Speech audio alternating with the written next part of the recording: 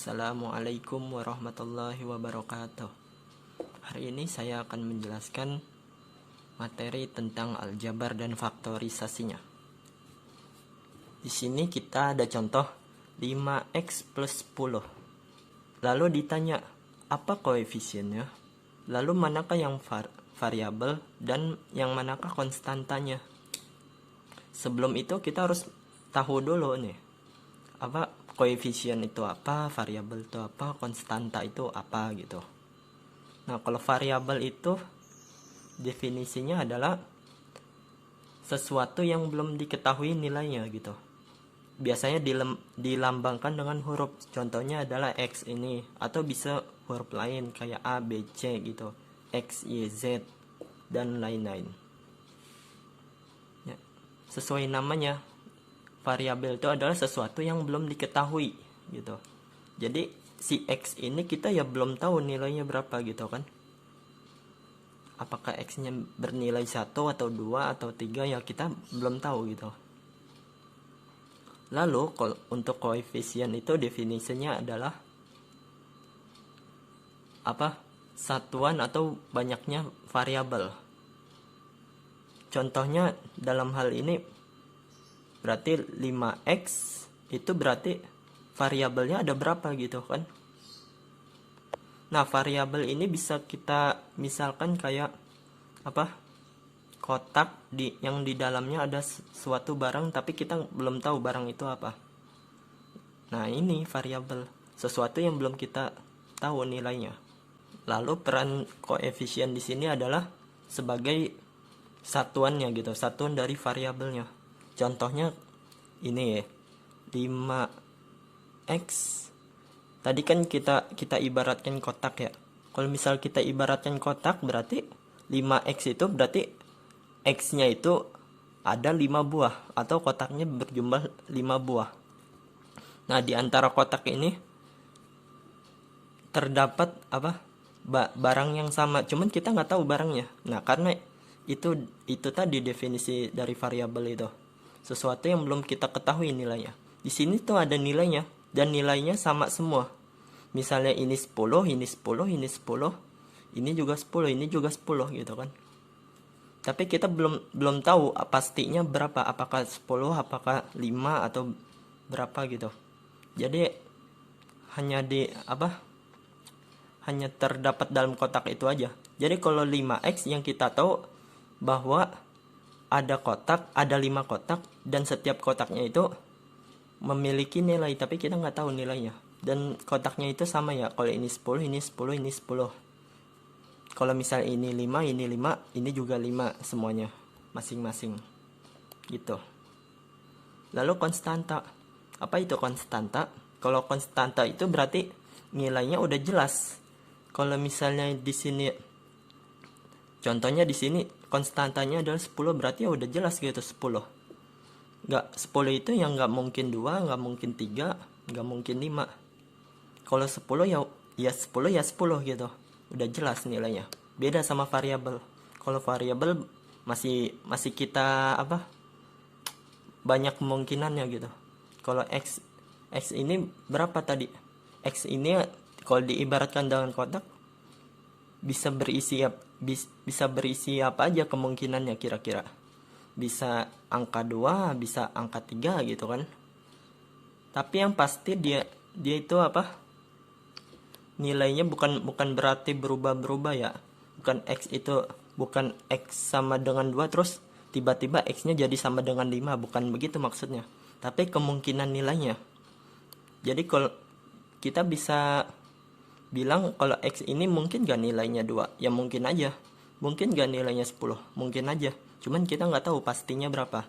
Nah, kalau konstanta udah jelas. Kalau 10 ya 10. Kalau 5 ya 5 gitu. Jadi itu sih definisi yang simpelnya. Oke, materi selanjutnya yang saya ingin jelaskan adalah mengenai faktorisasi aljabar. Sesuai judulnya, kita akan belajar mengenai aljabar, yaitu konsep-konsep yang kita udah jelaskan tadi, dan faktorisasinya. Nah, faktorisasinya itu mirip sama faktorisasi yang yang kalian udah pelajari di waktu SD itu, yang kayak begini, yang ada pohon faktor gitu. Misal 12 terus difaktorin 2, berarti 12 bagi 2 sama dengan 6 gitu kan. Habis itu dibagi 2 lagi sama dengan 3, yang mirip-mirip gini lah. Jadi kayak dipecah gitu. 12 dibagi 2 sama dengan 6. Gitu juga di aljabar pun juga ada faktorisasinya.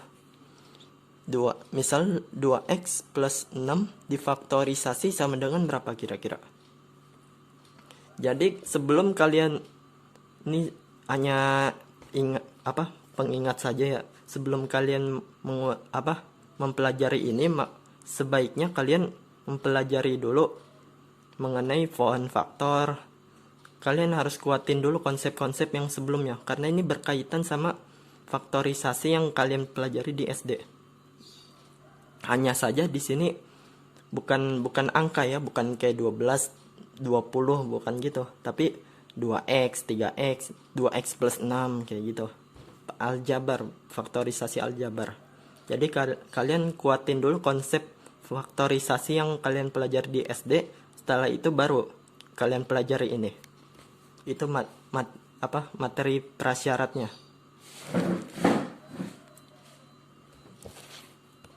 Sekarang kita coba 2x plus 6. Kalau misalnya kita bagi 2 sama dengan berapa? Oke. Kita tulis di sini dulu ya. 2x plus 6 dibagi 2 sama dengan berapa kira-kira? Kalian masih ingat gak konsep mengenai penjumlahan pecahan? Contohnya kayak gini nih. Saya 3/4 ditambah 1/4 sama dengan berapa? Karena ini penyebutnya udah sama, berarti yang pembilangnya kita jumlahin aja gitu kan. Cara menghitungnya gitu. 3 ditambah 1 dibagi 4. Ini pun juga sama, berarti konsepnya itu apa? Konsepnya juga sama, ini juga berupa pecahan. Berarti kita bisa buat yang awalnya ini menjadi ini gitu. Sehingga menjadi 2x dibagi 2 ditambah 6 bagi 2. 2x bagi 2 berapa? 2x bagi 2 sama dengan x. 6 ditambah 6 bagi 2 sama dengan 3. Oh, berarti bisa kita pecah nih menjadi x plus 3. Bisa kita pecah menjadi 2 dikali x plus 3. Berarti kalau kita disuruh memfaktorkan 2x plus 6 itu sama dengan 2 dikali. Oke, berarti 2x plus 6 sama dengan 2 dikali x plus 3, begitu. Selesai. Dan hari ini juga saya akan menjelaskan kalian satu materi lagi, yaitu persamaan linear satu variabel. Apa itu persamaan linear satu variabel? Sesuai definisinya aja. Kita pelan-pelan dulu ya belajar ya. Kita akan definisikan apa itu persamaan. Nah, mudahnya itu kalau persamaan itu berarti ya sama gitu. Contohnya kayak begini. Misal 3 ditambah 2 sama dengan berapa? 3 ditambah 2 sama dengan 5. Ya udah, persamaan itu ya kayak begini gitu. Jadi 3 ditambah 2 itu nilainya sama dengan 5. Jadi ruas kiri, ini kita ruas kiri, ini kita sebut ruas kanan. Ruas kiri sama ruas kanan itu nilainya sama gitu. Jadi 3 tambah 2 sama 5 nilainya sama gak? Ya sama gitu. 3 ditambah 2 sama dengan 5. Nah, begitu juga kalau misalnya nanti ada aljabar kayak begini. X ditambah 5 sama dengan 12. Ya berarti X ditambah 5 itu nilainya ya sama dengan 12 gitu kan. X tambah 5 sama dengan 12. Lalu kalau misalnya kita ditanyain X-nya sama dengan berapa? Kira-kira gimana jawabnya? Sebenarnya ini mudah aja. Karena X ditambah 5 sama dengan 12.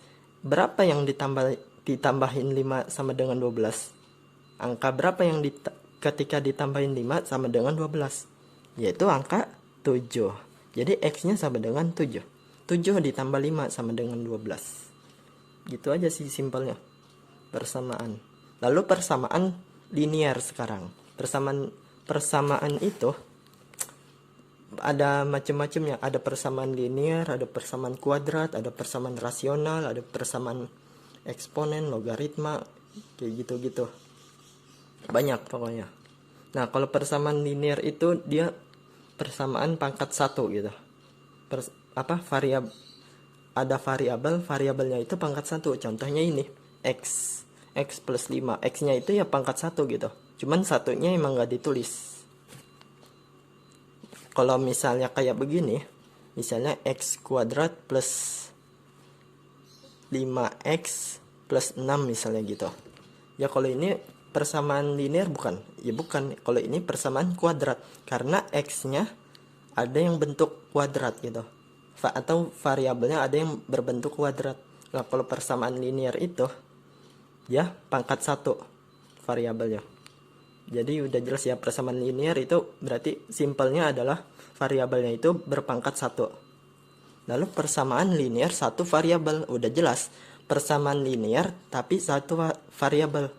Soalnya persamaan linear itu masih bisa terbagi lagi menjadi satu variabel, 2 variabel, 3 variabel, dan nggak tahu ada 4 variabel, nggak tahu juga sih, belum tahu juga saya. Pokoknya yang jelas dia ada satu variabel, 2 variabel, 3 variabel gitu. Persamaan linear itu. Tadi persamaan linear itu kan dia pangkat 1 gitu kan hurufnya.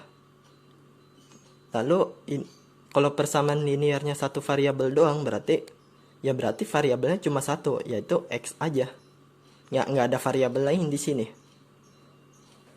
Beda kalau misalnya kayak begini nih, X ditambah Y sama dengan 10. Nah ini persamaan linear bukan? Linear, karena ini pangkat 1, Y-nya juga pangkat 1. Cuman apakah ini satu variabel? Ya enggak. Ini mengandung 2 variabel. Yang pertama X, yang kedua Y gitu. Kalau 3 variabel, ya contohnya ya seperti ini, A ditambah B ditambah C sama dengan 50 gitu ya. Ini 3 variabel. Sama-sama pangkat 1 ya. Berarti berarti ini bisa kita sebut persamaan linear tapi 3 variabel. Sedangkan yang kita bahas di sini persamaan linear 1 variabel. Berarti yang kita bahas itu yang ini dulu. Gitu. Nah, kita balik lagi nih. X ditambah 5 sama dengan 12. Bisa logikanya ya bisa begini aja. Karena X itu kita nggak tahu nilainya. Tapi karena X ditambah 5 ini sama dengan 12, maka logikanya bisa begini. Berapa yang ditambahin 5 sama dengan 12? Hasilnya yaitu 7 gitu. Simpelnya gitu aja. Lalu contoh lagi nih. Oh ya, sebelumnya kalian harus tahu dulu ya. Misalnya 3 dikali X dikali, ini maksudnya dikali ya, titik itu.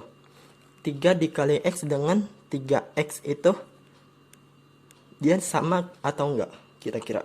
3 dikali X dengan 3X atau X dikali 3 gitu. X dikali 3 sama gak kira-kira?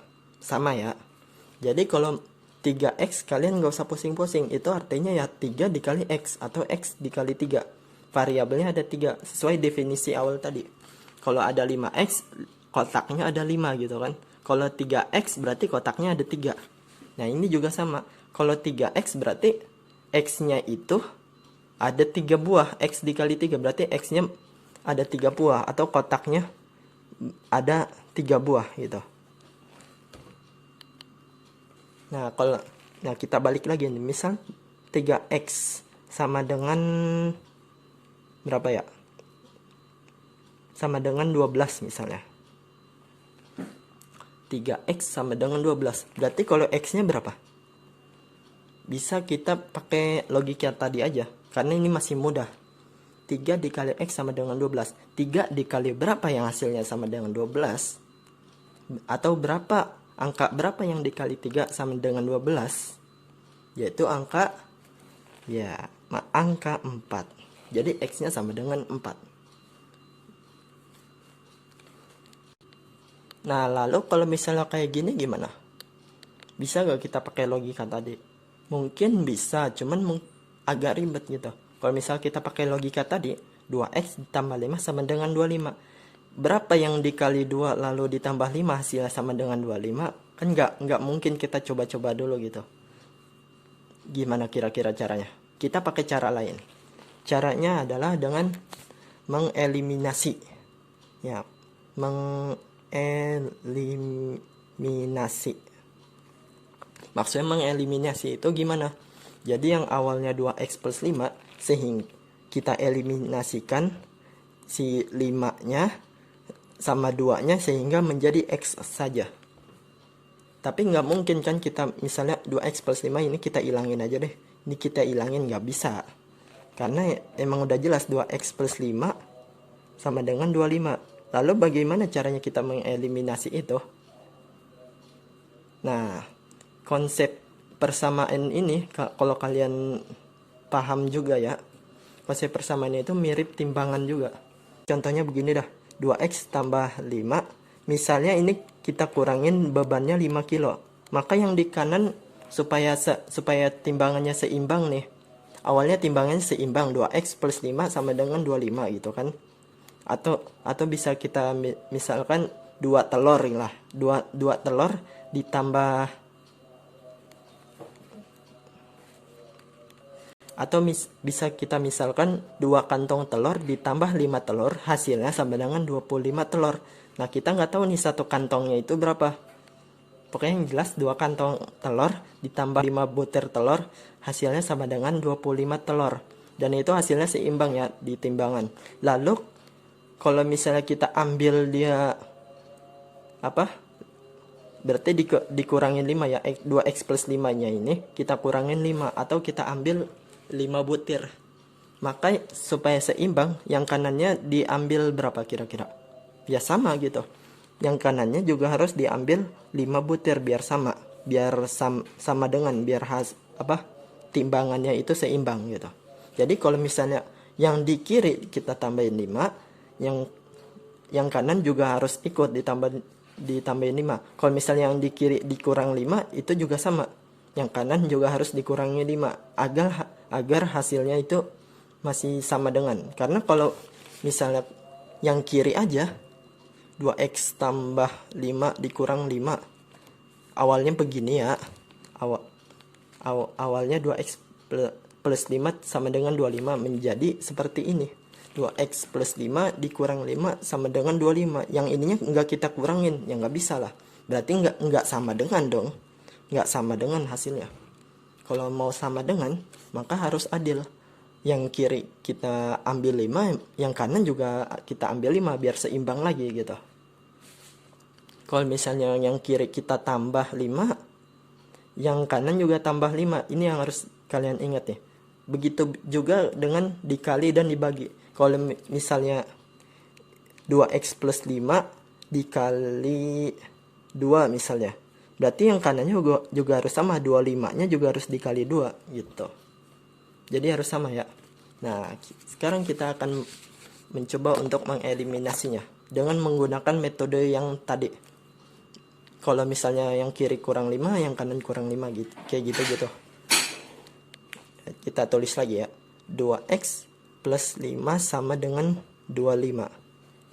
Nah, supaya si 5-nya ini hilang, kira-kira kita apain? Supaya si 5-nya ini hilang. Kita eliminasi. Kita eliminasi yang yang 5 dulu ya, bukan yang 2 dulu. Kalau yang 2 dulu nanti malah kacau hasilnya. Karena nanti dibagi kalau ini kan perkalian ya. Kalau kita eliminasi kan berarti harus dibagi 2 gitu. Kalau ini dibagi 2 mungkin jadi X, tapi kalau 5 bagi 2 jadi 5/2, jadi kacau. Mendingan kita eliminasi yang 5 dulu. 2X ditambah 5, biar 5-nya hilang. Ingat, supaya menjadi 0 itu, supaya menjadi 0, maka harus kita pertemukan antara yang positif sama yang negatifnya.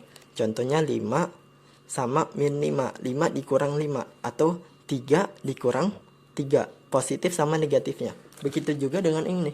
Supaya hasilnya menjadi 0, supaya tereliminasi 5-nya, maka harus kita kurangin 5 gitu kan.